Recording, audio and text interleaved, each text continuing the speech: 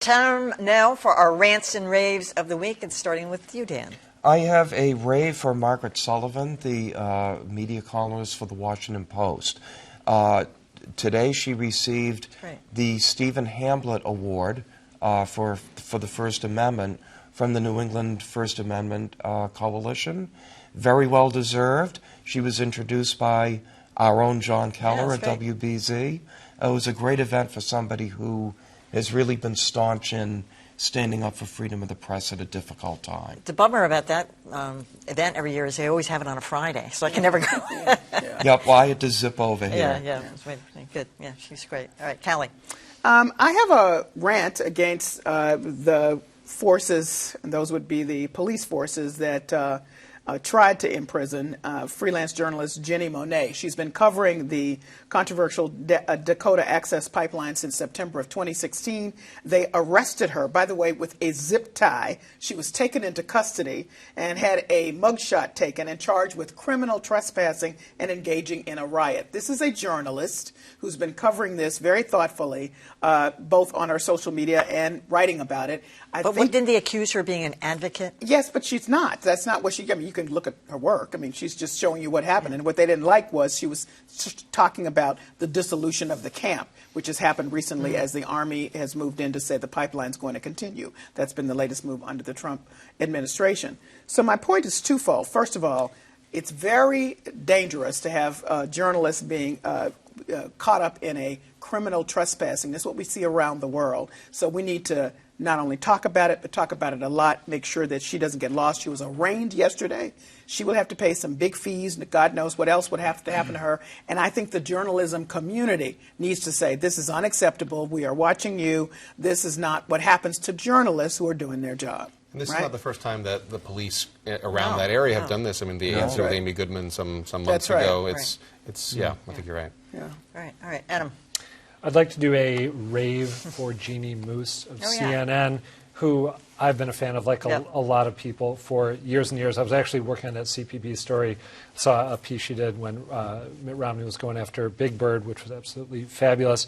Recently, however, she decided to do a piece on President Trump's unusual fixation with a classic Middle American foodstuff, and I think we have some footage. Meatloaf may not be for foodies, but it is the meat of the people. And the president loves populist food, KFC chicken, McDonald's, taco bowls. No wonder he has a soft spot for meatloaf. And, of course, this was in the news because recently Chris Christie talked about going out to lunch with Donald Trump, and everyone who was at the lunch being told they could get whatever they want, except Donald Trump told Chris Christie that he had to order the meatloaf. And apparently he just really, really likes meatloaf. It is enjoyable in these fraught political times to occasionally laugh at the absurdity of some of the things that go on. And I just think Jeannie Moos is really, really clever. Jenny Moos. Oh, thank you for thank you for correcting my pronunciation in this very prominent way on camera. I just wanted to make sure she gets her due. You know, I love her. The artful way to do that. The artful way to do that is you then say, "I've always loved Jeannie Moos." And I say, "Oh, shame." All right, I stand corrected. I stand corrected. She's really good at what she does. Yes. Jeannie M. As All right. On that note, Josh. I have a rave for BuzzFeed, which this past week announced a new feature on some of their most popular stories. If a story is doing really well, getting a lot of traction on social media, at the bottom now they're going to be putting a new segment called Outside Your Bubble. And the idea is, we're all tempted, if you have a liberal point of view, a conservative point of view, to live within your own bubble online, to only see stories that align with your points of view. On this, they'll say when a story is doing really well and being spread around, we're going to go out of our way to find disagreeing points of view, ideas from Twitter, from Facebook, other news organizations cover stories on the same sorts of subject. Bring that together and try and push it in front of people right when these stories are in the environments where a filter bubble and like a closed set of perspectives are perhaps most possible. So I think in this time we're seeing a lot of people closing in on the kind of news that the sources they're getting their news from. So I applaud BuzzFeed for doing something to try and be proactive about it. Interesting if it'll work. Are they sanctioning that these are credible sources? That, to me, this would be fabulous if they are saying, hey, these are credible sources on the opposite. They are hand-selecting them, so I presume that they're giving because I think it's fabulous if they're doing that. Yeah.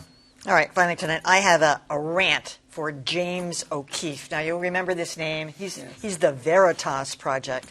And you remember he was the guy who uncovered the housing thing with Acorn, and then he took undercover video in, found people who were supposedly not qualified getting grants for housing. And then he also videotaped Planned Parenthood allegedly talking about selling body parts of aborted fetuses, but of course it was highly edited. So he announced this week that he was going to produce, I think he said 100 hours of videotaped inside CNN. Well, let me just tell you guys, if you try to find it, it's a total bust. What he posted was something from 2009, which was a couple of low-level producers, one of them saying something like, Fox News is unbearable, and then somebody else coming up with the old trope about comforting the afflicted and afflicting the comfortable, which is an old saying in the newsroom. It's like, that's nothing new. That's not a liberal or a conservative point of view. So if he's got more to come, he better get it fast, because that was a complete bust. I was really shocked to learn that people at one TV station might say bad things about people Oh, at I another know. TV Yeah, station. exactly. That was revelatory. Yeah. Jeez. Anyway.